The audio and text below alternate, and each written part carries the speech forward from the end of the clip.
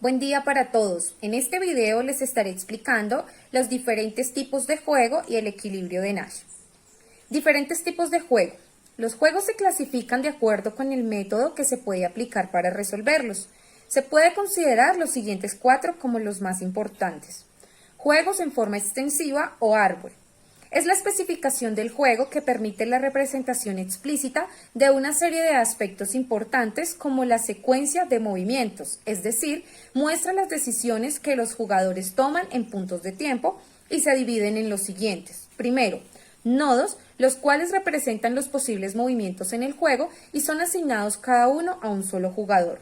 Segundo, las acciones o las ramas disponibles para los jugadores en cada uno de sus nodos. Tercero, la información que dispone un jugador en cada nodo en el que le toca decidir. Cuarto, las estrategias de cada jugador, es decir, instrucciones que le dicen qué acción elegir cuando llega a uno de sus conjuntos de información. Y quinto, los pagos a los jugadores en los nodos terminales del árbol del juego. Juegos en forma estratégica.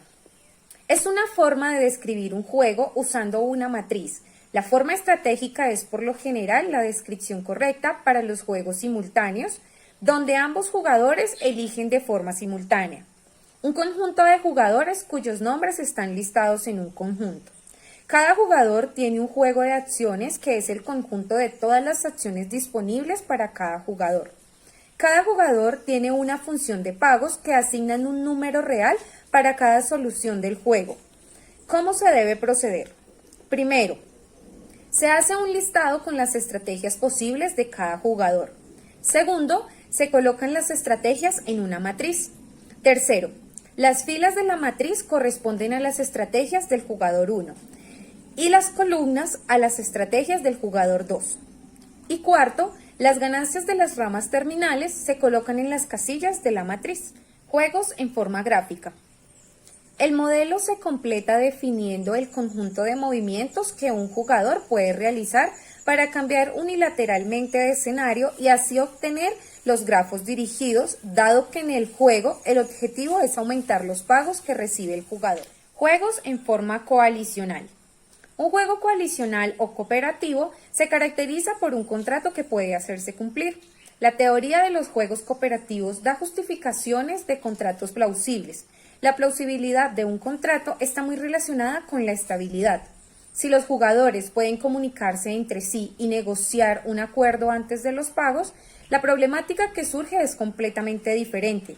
Se trata ahora de analizar la posibilidad de formar una coalición de parte de los jugadores, de que esa coalición sea estable y de cómo se deben repartir las ganancias entre los miembros de la coalición para que ninguno de ellos esté interesado en romper esta coalición.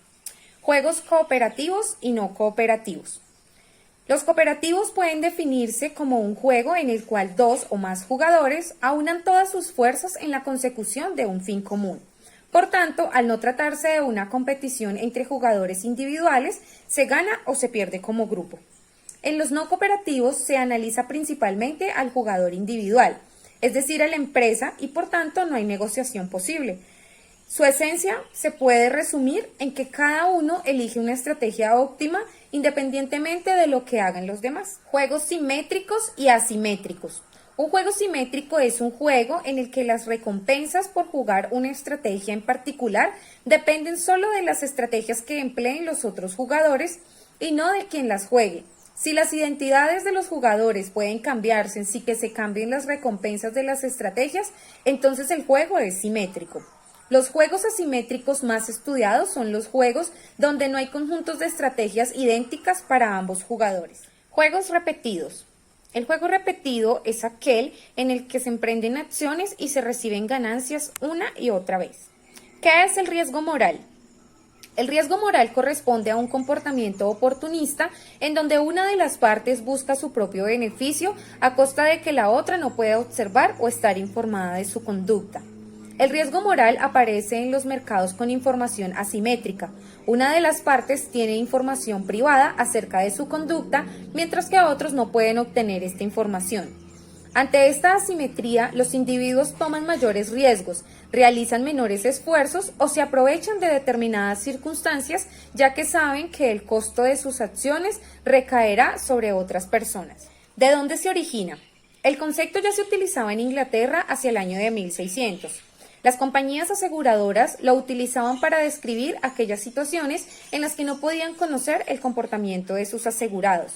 Posteriormente, Adam Smith comenzó a utilizar el término propiamente en el campo de la economía para describir el problema de agencia en las empresas de sociedades por acciones. Tipos de estrategia. La estrategia dominada. La estrategia dominada es la peor de todas las alternativas posibles a escoger. Por tanto, no se optará por ella, ya que está lejos de poderse alcanzar con ella la máxima utilidad.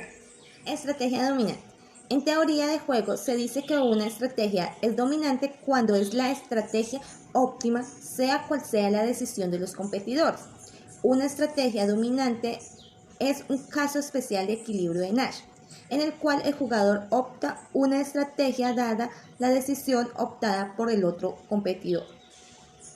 Una estrategia estrictamente dominante es la que le es más útil para el jugador, sin importar las estrategias que el otro jugador tenga. La estrategia débilmente dominante es aquella que resulta ser igual de provechosa para todas las estrategias del otro jugador y superior para algunos de sus estrategias. Cuando los dos jugadores o todos tienen una estrategia dominante, el resultado es equilibrio dominante. Es un equilibrio dominante porque se deriva una situación en la que las dos empresas han elegido sus estrategias dominantes. Equilibrio de Nash. Las situaciones más interesantes no tienen equilibrio dominante, por lo que debe proseguir el análisis. Se utiliza el ejemplo del duopolio para explorar este caso.